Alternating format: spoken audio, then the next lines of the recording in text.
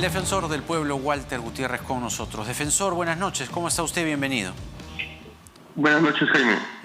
Nos llamó la atención y nos gustaría que le explique a nuestro público la propuesta que usted está planteando de una franja sanitaria, parecido a lo que se conoce como franja electoral, es decir, que se emitan mensajes sobre la pandemia, sobre los cuidados, etcétera, etcétera. Cuéntenos, por favor.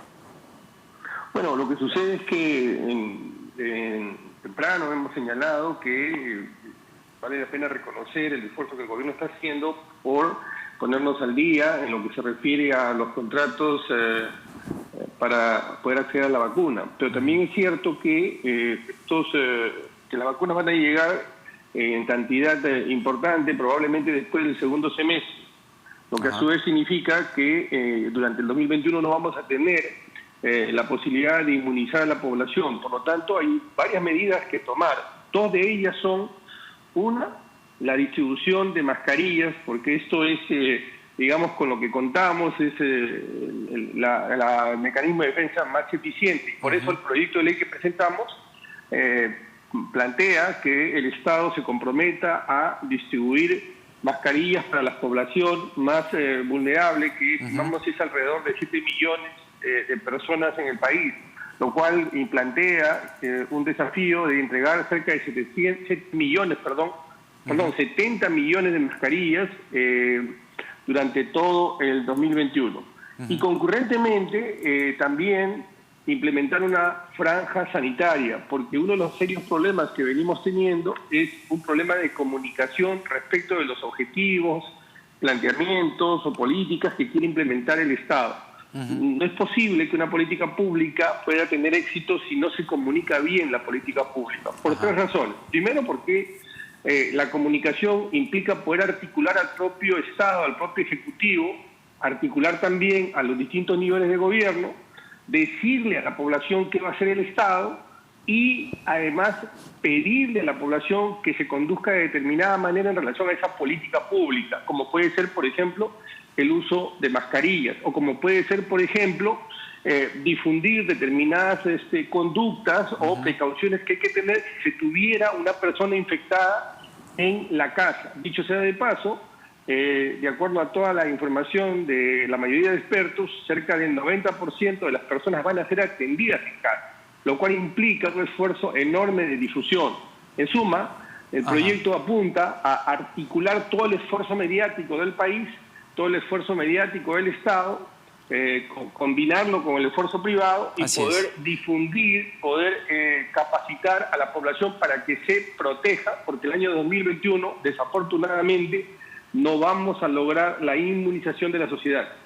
Y hay algo mucho más preocupante que va acompañado de lo que usted nos está señalando, y es que de acuerdo a sondeos muy recientes, un 48% de la población se negaría a vacunarse. Y teniendo en cuenta que, según los expertos, se necesita que cuando menos, o como máximo, quiero decir, el 90% de la población peruana esté vacunada, tenemos un problema. Este es un apunte importante el que usted hace, muy atendible. En efecto, revela de una manera ostensible que no se está comunicando bien, que cerca del 50%, el 48% de la población no está dispuesta o tiene cierta renuencia a vacunarse. Pero si usted recuerda, meses antes, la gente que tenía intención de vacunarse era cerca del 60 y tantos %. Es decir, estamos retrocediendo, lo cual, como digo, significa que la batalla por la comunicación también es clave, porque la vacuna es fundamental para poder combatir el virus. De modo que también apunta a eso este proyecto que estamos planteando. Ahora, ustedes, y eso hay que reconocerlo, han venido como Defensoría reportando la situación de las camas UCI, que hoy por hoy es una de las cosas más dolorosas que está pasando a nivel nacional. ¿Cuál es el último reporte que usted tiene? Porque entiendo que usted ha colocado una meta de camas UCI que se deberían de adquirir para cubrir la situación que estamos padeciendo. año pasado, el presidente de la República, el 22 de julio, le informó al país que el 2021 íbamos a tener 5.000 camas UCI. 6 días después, es decir, en mensaje a la Nación, el 28 de julio, dijo que ya no iban a ser 5.000 camas UCI, sino 3.000 camas UCI. Es decir, en 6 días desaparecieron 2.000 camas UCI. ¿Ya? Y hoy día tenemos 1.800 camas UCI. En este momento, prácticamente el 100% de las camas UCI están ocupadas. Entonces estamos en una situación realmente crítica en el país. Y este es un problema que nos está desafiando a todos, porque no tenemos nosotros una política clara, objetivos claros, con lo que se ha dejado de gastar el año pasado. Solo en el sector salud se podían haber comprado 8.000 camas UCI. Entonces, el problema... Pero eso es terrible. El problema de recursos... Eso es terrible. El problema es un problema de gestión. Claro que es terrible.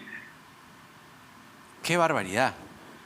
O sea, 8.000 camas UCI podría ser algo que pudiese adquirirse. Es decir, existe el presupuesto, existe la plata, pero parece que no somos capaces de poder comprar.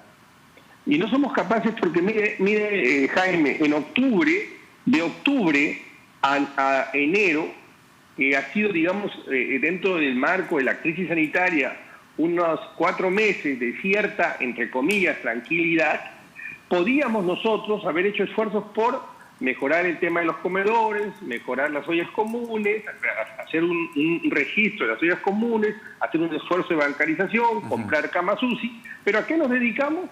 Nos dedicamos a pelearnos entre nosotros, a dividirnos entre nosotros, a generar una crisis política, y hemos perdido estos 4 meses.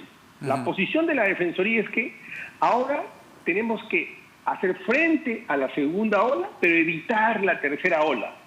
Porque recuerde que de aquí a unos meses vamos a conversar y estaremos hablando de una tercera ola, si no trabajamos con objetivos claros. ¿Cuáles son esos objetivos? Eso le iba a preguntar. Yo le voy a plantear 4, muy puntuales.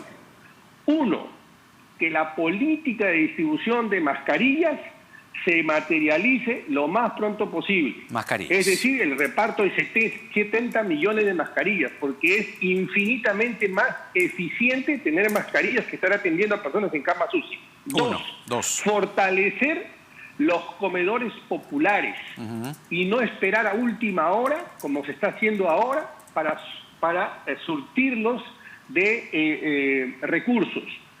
3, darle personería, es decir, reconocer legalmente a las ollas comunes. Ni siquiera sabemos cuántas ollas comunes existen, solamente sabemos cuántas hay en Lima, que son 1.000 y pico y atienden a más de 100.000 personas. ¿Pero quién lleva la cuenta de las ollas comunes? ¿La Defensoría ha podido hacer un seguimiento de eso? La Defensoría no tiene competencia ejecutiva. Estas son funciones del MIL, ¿no? 4, algo que también alguna vez lo conversamos con usted, y es activar a todas las organizaciones populares. Si el Estado no ha sido capaz, no es capaz de materializar el servicio público de salud y defender a la población, ha llegado el momento de echar mano del tejido social, de las organizaciones populares, para que se autoprotejan. Y 5, en último lugar, no por eso, por supuesto, menos importante, hacer todos los esfuerzos para que la vacuna llegue lo más pronto posible y convencer a las personas para que se vacunen. Y allí juega un papel muy importante la franja sanitaria, para que la gente entienda que es seguro vacunarse, que no hay que creer en estas teorías conspirativas, que no hay que creer en los fake news, y que lo más eficaz, lo más eficiente, lo más seguro para proteger la salud es la vacuna. Muy bien, esas son entonces las recomendaciones de la Defensoría del Pueblo. Yo quería aprovechar su presencia, defensor, muy brevemente. A propósito, conversábamos hace un momento con Alberto de Belaunde.